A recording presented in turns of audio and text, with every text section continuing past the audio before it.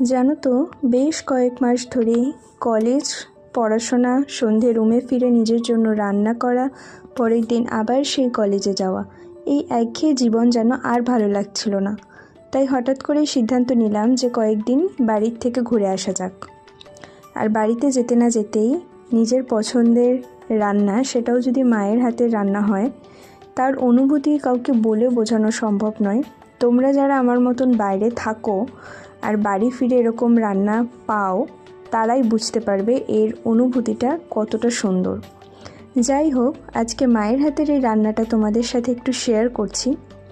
চিংড়ি মাছগুলো প্রথমেই ভেজে নিতে হবে নুন হলুদ দিয়ে। তারপর কড়াইতে একটু জিরে ফোড়ন, গোটা গরম মশলা, তেজপাতা, শুকনো লঙ্কা ফোড়ন দিয়ে পেঁয়াজ কুচি, টমেটো কুচি দিয়ে ভেজে নিতে হবে। সামান্য ভাজা হয়ে গেলে তাতে একটু পেঁয়াজ, আদা রসুন বাটা, জিরের গুঁড়ো, লঙ্কার গুঁড়ো, হলুদ, নুন দিয়ে সামান্য একটু জল দিয়ে ভালো মতন কষে নিতে হবে বেশ কিছু সময়। তেল ছেড়ে আসলেই দিয়ে দিতে হবে ফ্রেশ ক্রিম। ফ্রেশ ক্রিমটা ভালো মতন মিশিয়ে কিছুক্ষণ ফুটিয়ে নিয়ে তাতে ভেজে রাখা চিংড়ি মাছগুলো দিয়ে দিতে হবে।